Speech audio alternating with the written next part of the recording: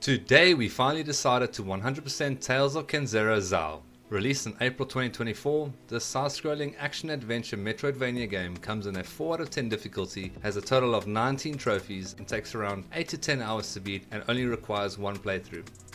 The steps are simple. Step 1. Complete the story while collecting as many collectibles and upgrades as possible along the way. Step 2. The cleanup. Cleaning up any collectibles, unfinished challenges and anything else standing between us and the 100%. Before the gameplay even begins, Tales of Kenzera opens up with something much more personal. We meet Zuberi, a young boy grieving the loss of his father. Instead of trying to comfort him directly, he's left with one final story.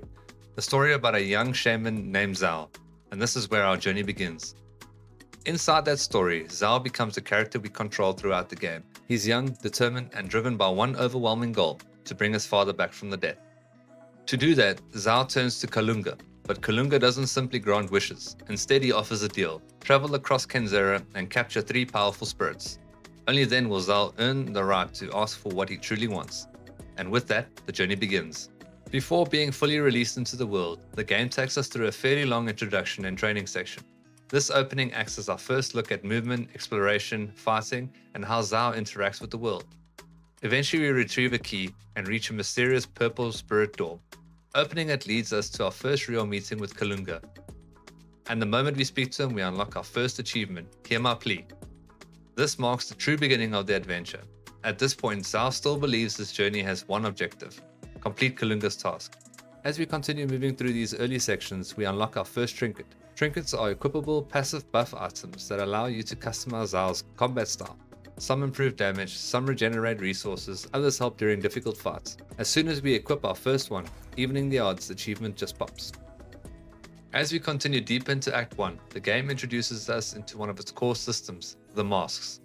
The Mask of the Sun focuses on close-range combat and delivers heavier, more aggressive attacks. The Mask of the Moon focuses on ranged attacks and crowd control through long-distance projectiles. As the game progresses, both masks become more than combat options. They influence traversal and exploration. Early combat remains manageable, which gives us the chance to start learning the ability called Recharge. Recharge restores resources during combat, but timing it correctly gives you a perfect recharge. So naturally, while progressing through early encounters, we started practicing. After landing perfect recharge 10 times, the quick draw achievement pops up. As we progress the game, there's a few types of collectibles that we got to talk about. Echoes, these expand the lore and unlock Codex entries. Trinkets, which we've covered, but they also change combat and combat progression. And then reflections, these add optional story moments and also give your character a boost. Eventually, we reach our first major challenge, the Impundulu. This fight acts as true skill check of Act 1. Everything we've learned comes together: movement, mask switching, timing, positioning. The Sun Mask rewards aggression and the Moon Mask rewards control. After a few attempts, we finally defeat the Impundulu.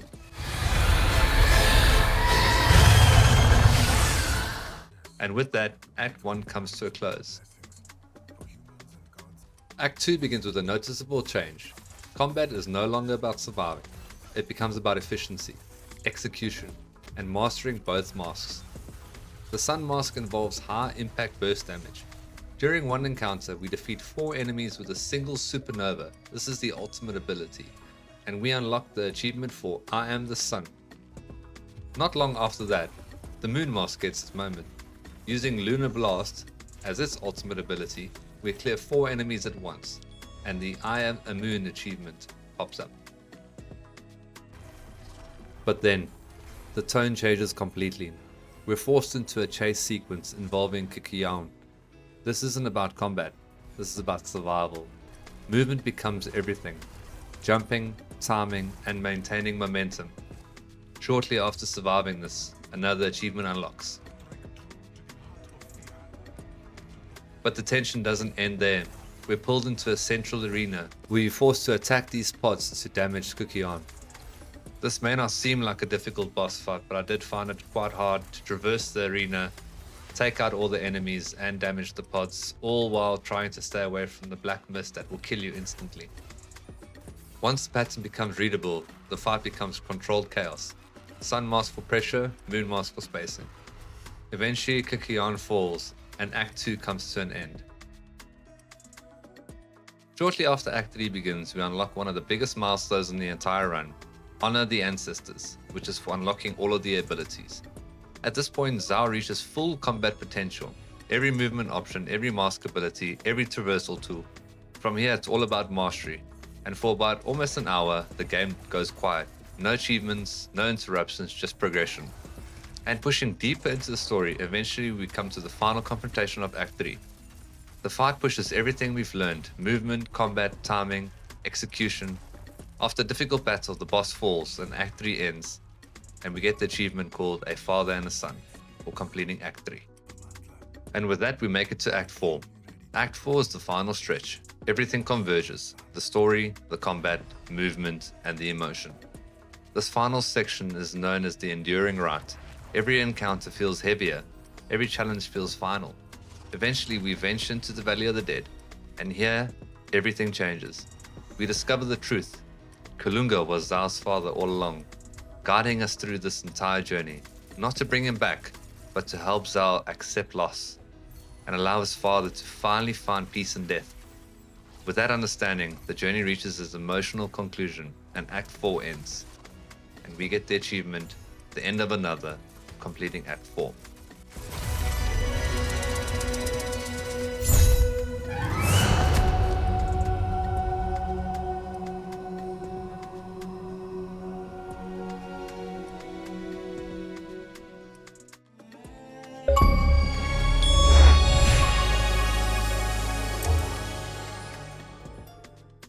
And with that, the story is finished, and now we can focus on getting the final achievements for all the collectibles.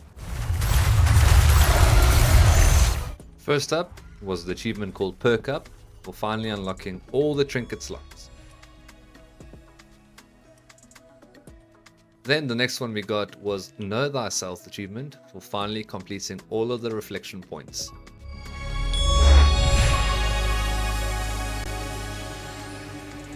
Soulful, for finally unlocking all the spirit segments.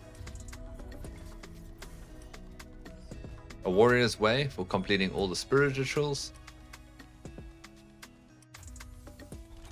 And Shaman of all trades, upgrade all the skills.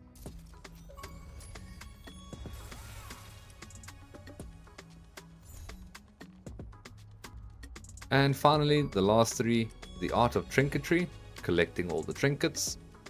Listen and Learn, collect all the echoes. And lastly, Lore of the Land, for unlocking all of the Codex entries in the game. And that, my friends, is our 100% journey of Tales of Kenzera Zhao. Let me know down in the comments if you do have any games you want me to 100%. If you enjoyed the video, make sure to leave a like and subscribe for more 100% completion journeys, just like this one. And as always, thanks for watching.